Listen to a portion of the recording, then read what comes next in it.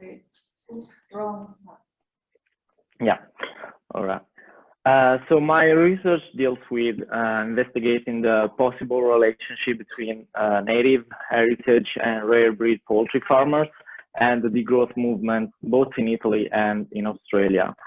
So I'll begin by giving some basic definition and information about my research. Then I will present you my research question and the theoretical framework on which my research is based on, and the methodology I will use. And finally, I'll outline some of the possible limitations that I could face. So a breed is a subdivision of an animal species that has been domesticated by humans for breeding and selection. So individuals belonging to the same breed have similar genotypic and phenotypic characteristics. When these characteristics develop to become accustomed to a defined environment, then this is referred as native breeds. Heritage breeds are those introduced to the territory for at least 50 years, while rare breeds are those considered a risk of extinction. For poultry, that means less than 500 birds and less than 6 breeders. So you can see here some examples of these breeds, both in Italy and in Australia. So in Italy and in Australia, there are some breeders that are trying to save and preserve these breeds. Italy has a long tradition of native poultry breeds, and at least 10 poultry breeds are at risk of extinction. In Australia, there are 21 breeds of poultry that are at risk. So the question is why these breeds are at risk of extinction. Well, this is because they are not as productive as commercial hybrids that have been selectively bred for high performance in intensive farming system to obtain more and more eggs and a conversion of feed into meat in the shortest possible time. So in the poultry sector, 50% or more of ancestral chicken breeds have been lost since the 1950s with introduction of industrial chicken production. So nowadays, native, heritage, and rare breeds are raised in small scale and often family-run farms. And farmers keep the chickens for subsistence purposes or because they want to save these particular breeds. And some of them sell the product to integrate income from other jobs. The animals, as you can see here in these pictures, tend to live free in the paddock, laying their eggs in mobile chicken caravans or in permanent houses. Moreover, they are usually more humanly slaughtered and at much older, when they are much older than those in factory farms. So I've been following some Facebook groups and I was able to notice that these breeders seek and exchange information on how to better raise animals, how to solve problems of health and welfare of the ants. Messages of appreciation and support are also exchanged. And it is also possible to notice the kind of close relationship that some of them have with their animals, also by sharing personal spaces with them. So degrowth instead is a research field and a movement that aims at shrinking unnecessary economic activity while reorganizing societies around human and non-human flourishing. So it is a movement that criticizes the constant and perpetual need for growth, often as an end in itself, that is present at the basis of modern capitalism. So it advocates for societies that prioritize social and ecological well-being instead of corporate profits, overproduction, and excess consumption. It requires radical redistribution, reduction in the material size of the global economy, and a shift in common values towards care, solidarity, and autonomy. It also means transforming societies to ensure environmental justice and a good life for all within planetary boundaries. So the degrowth motto is people should live simply so others may simply live. And there are some principles that inspire this movement and are various, but I just thought to summarize them with these two scholars that are Latouche and Callis.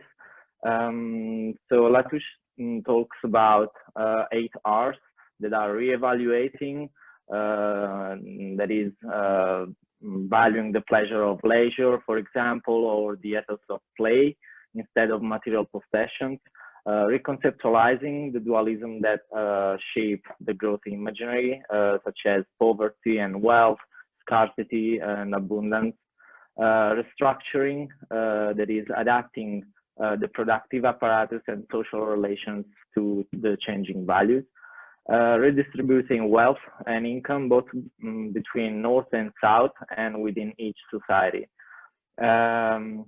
Reducing, that is producing, consuming, working, and wasting less, reusing and recycling, and relocalizing, that is by slowing down long distance trade, producing in proximity to consumption, and circulating and reinvesting surpluses locally. So Callis talks about other principles, but I won't go through all of them. I'll just focus on some principles that I believe could inspire and motivate the choices of native heritage and rare poultry breeds farmers. So for example, localized production, so that food is produced and consumed in the same vicinity. As I showed you before, farmers keep these animals also to have eggs to consume in the family, thus producing directly what they consume. Other principles are care, that is care for your nature, for non-humans, for others, and for oneself. So it is my understanding that farmers care about the fate of these breeds at risk of extinction, and often have a relationship with them that are closer to what you could have with pets than with a livestock. Care is also care for oneself, and these breeders may have an idea of work and well-being that involves being in harmony with nature and with their animals. Decommodification of land is another principle. So in a society like the capitalist one, in which everything is reduced to a commodity and a simple source of profit, scholars of degrowth think that it is necessary to find new dimension and meanings to the land.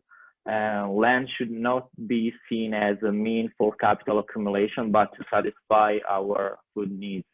And finally, relationships. Often in Facebook groups, it is easy to see requests for help, advice, exchanges between breeders.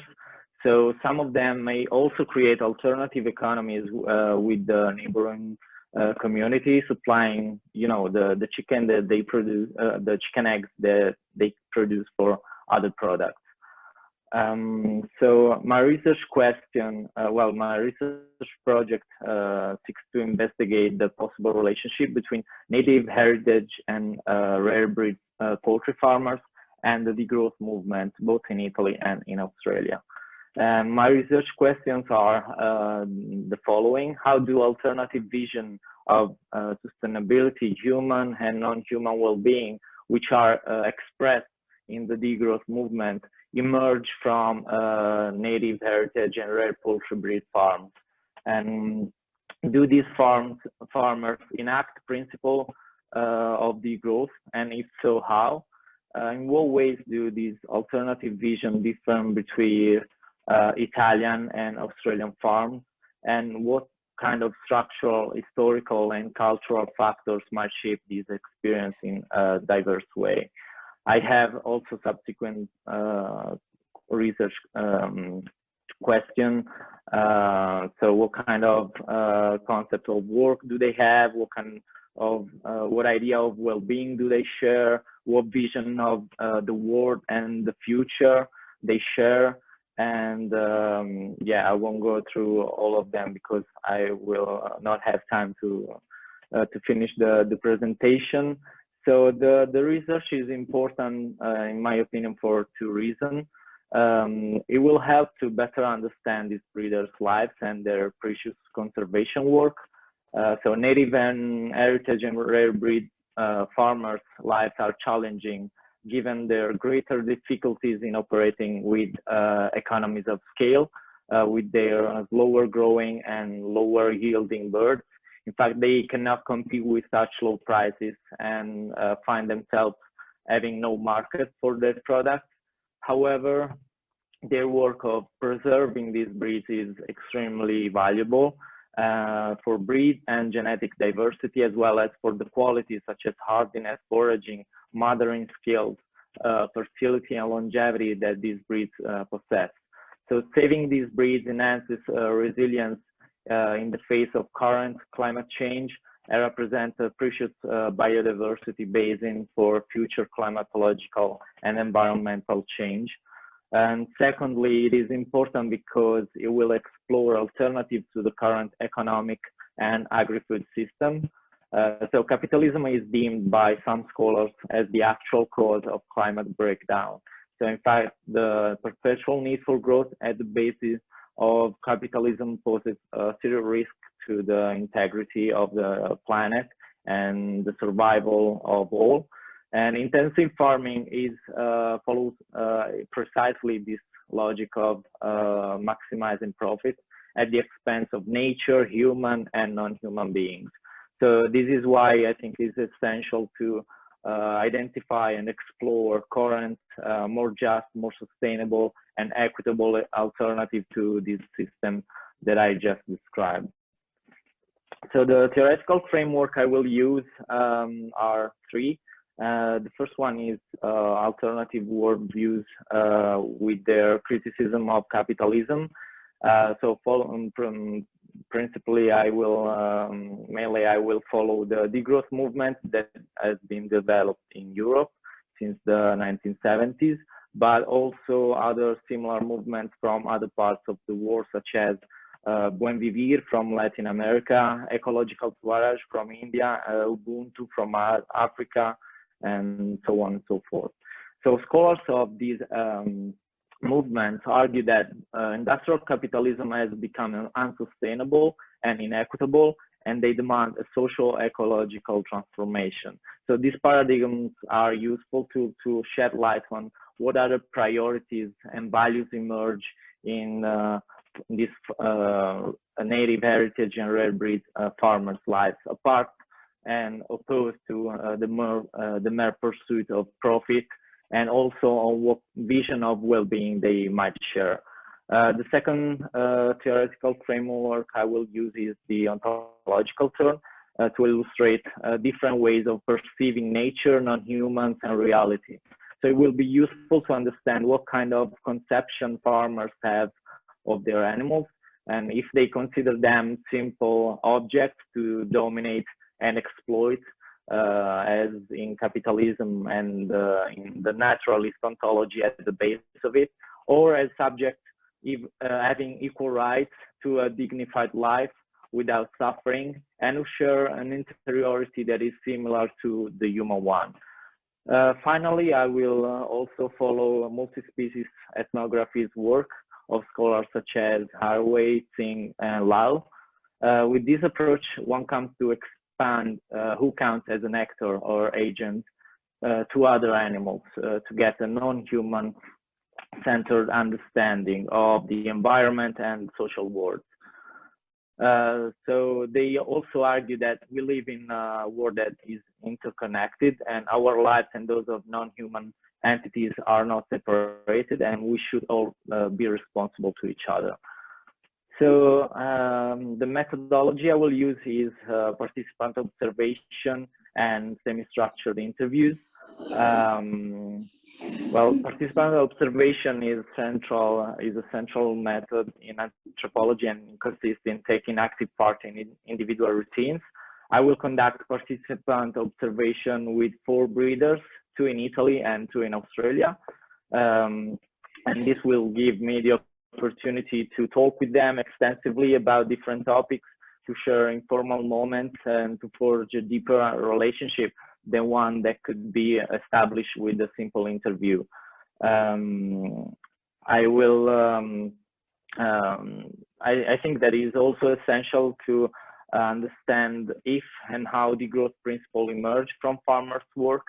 So by assessing their practices towards animals and the environment, I will be able to understand if care and stewardship for non-human beings are present.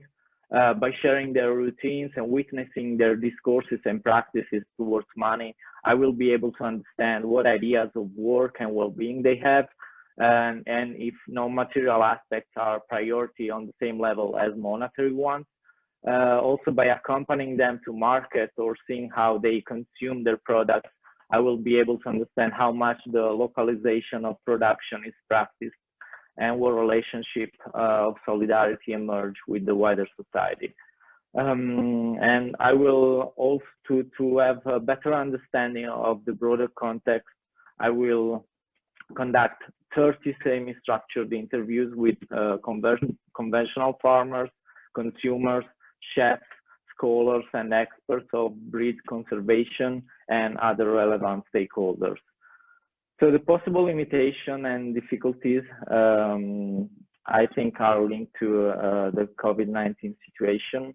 In fact, my research is different from what was originally planned. I began my PhD as an externally enrolled in November 2020, and my fieldwork should have taken place entirely in Australia. But as you can see, I'm here in Italy, and my fieldwork will start in 2 weeks. So due to the pandemic situation, I had to take into account the travel ban imposed by Australia, and therefore I planned the first part of field research here in Italy and the second part in Australia if borders reopen. So this change wasn't easy, and it left me a bit frustrated, but I think it will give me the opportunity to carry out a comparative research between these two countries that I think is really interesting. So for the moment, I think a period without further lockdown is expected in Italy, thanks to the high percentage of vaccination. In any case, travel between different regions and cities is allowed for work reasons, even during lockdown. So I think that I should be able to conduct my research in Italy without any particular problems. However, I have to take into consideration the hypothesis that COVID-19 restrictions will not permit conducting participant observation in situ in Australia at the end of my Italian part. So I do have an alternative plan for that. I will conduct an online ethnography instead by doing online semi-structured interviews with at least 6 farmers and 20 relevant stakeholders. And in addition to this, I will use the method called photo voice, which consists in asking participants, in this case Australian farmers, to take and share pictures and record videos of their farms, animals, and daily lives, so that they can be actively involved in the project and be part of it. And I will have a better idea and understanding of their environment and of the subjects that they perceive as the most important. So that would be all, and thank you for your attention. And I'm happy to answer to any question, but the audio from the room is not great. So if you could just speak into the microphone, that would be great. Thank you.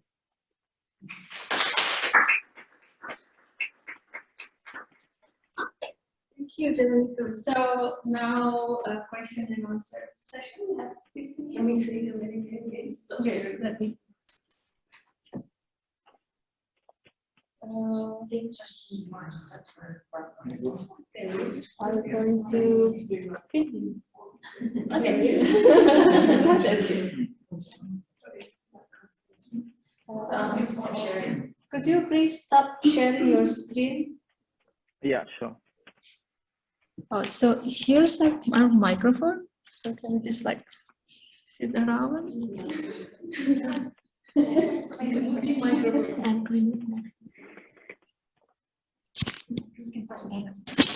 Thank you, Domenico, for your lovely presentation. Can you hear me? Yeah. Right. My first thought as I was listening to your presentation, and I love that you're using the degrowth model, which is probably my bias. But my thinking is around the framework that you're using, and you have such a strong inclination towards theoretical work. And I saw all of your amazing theories that you want to include. But I'm wondering, as you mentioned in the title, if it's worthwhile just focusing on the degrowth as is. And the reason that I'm saying that is because what I love about this particular approach is that it can be incorporated within the structural mechanisms of the economy as we have it in neoliberal understanding and the economic structure that we have. So it doesn't sit separately, but it's embedded within what's already happening. And I think your research is exactly that, how we can not change what we are already doing as a society, but how we can work with what we already have and establish somewhat different structures. And my second question was, I don't know if that's something that you would like to consider, but is it worthwhile perhaps linking it to the Sustainability Development Goals? And would that add any benefit to your research? That's it. Thank you. Thank you. Yeah, I think that, well, I will be using the degrowth movement findings because it was developed in Europe, so it's really connected to the capitalist society and that we live in. So yeah, I think I agree with you that I think that this kind of solution might not substitute the dominant economic system, but you know, grow behind it, and also along with it. And the second question, I wasn't able to understand. You think that I should be considering the sustainable goals? Was that the question? SDG, Sustainable Development Goals, which are equally applicable for every country, not just so-called developing. Yeah. I don't know, because I think that these kind of sustainable goals are a bit contradictory. For example, they speak about sustainable development, but I don't think we have the possibility to do so in this kind of system with capitalism, and it's impossible. And also green deals are just not sustainable as such. I'm following, you know, the research of degrowth scholars, and I think I agree with them that the Green New Deal is not sustainable. So we should think other kind of solutions to that. So I don't know if I will be using this kind of sustainable goals, but yeah, thank you for your suggestion. Thank you.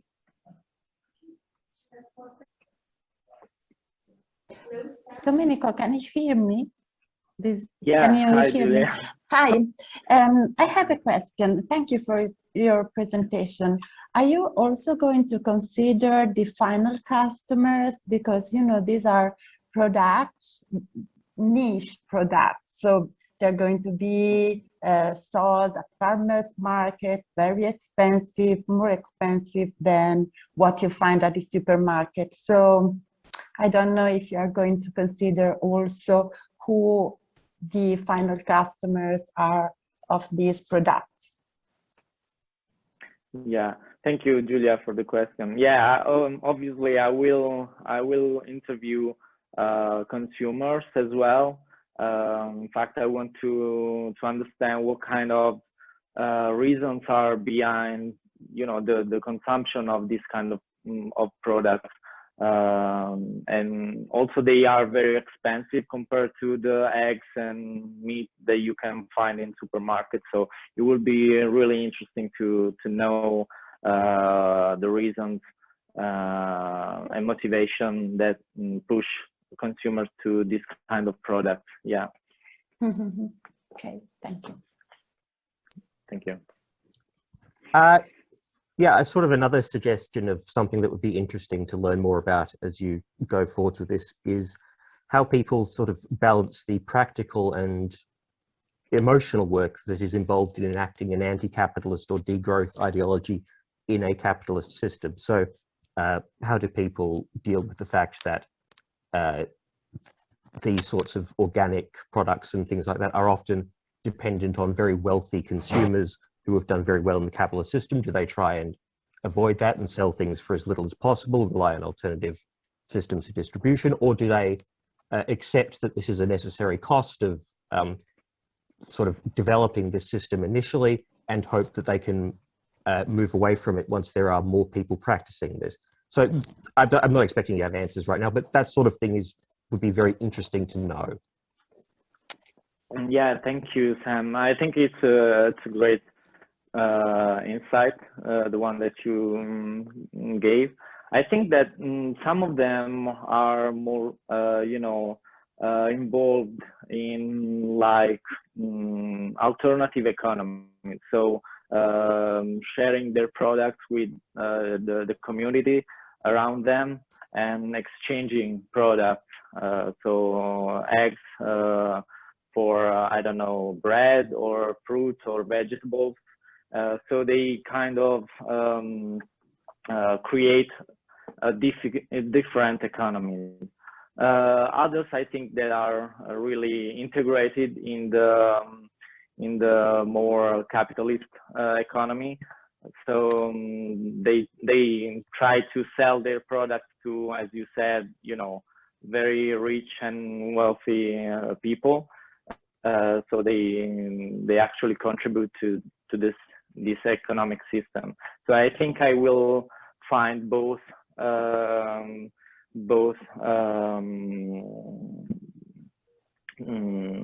economies, both kind of responses to the capitalist economy. So yeah, I will think about that during my research. Thank you for the insight. Okay. I just want to make some comment. Like, I appreciate how you put up your PowerPoint presentation into such a very interesting one, especially the one with the chickens. Like, I thought you were going to interview chickens and then observe the chickens. But yeah, that's really, really interesting. So, do we have more questions? Okay. Yes. Hopefully next week we will pick up this. Hi, Domenico. Can you hear me okay? Hi. Yeah, thank you. Yeah, I really enjoyed your presentation. It's wonderful work, and I really hope that you can make it to Perth eventually. My question is specifically about one of the dimensions in your models. I can't remember which one now, but you had listed the concept of care, and I'm especially interested in notions of care. And so I just wondered if you could talk a bit more about how care is conceptualized in this work and this context. Thank you. Thank you. Yeah, well, I think that it is linked to the idea of decommodifying everything, I think, relationship as well. Because I think that care is a really important principle in the degrowth movement, and so it is care towards animals, towards nature, towards others, towards oneself. So I think that in this kind of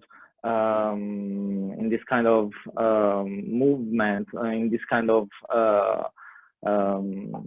in the farmer's life, I think that this kind of principle will be really, really important, because I think it is a strong motivation to what they do, the care towards animals and towards nature. I think that they love to live in harmony with nature and their animals. So I think in the degrowth movement as well is important to think about new dimension of relationship or land or labor, and I think that care is something that will help make us reconnect to the world, because we have this world and we have to take care of it, and also of the non-human beings that live in it. Thank you, Domenico. So I think that's all for today. Thank you so much for presenting your research, Domenico and also Tanya. Let me just give one last applause to our two presenters. Thank you. It was lovely to be here virtually, but yeah, I hope to see you very soon in person.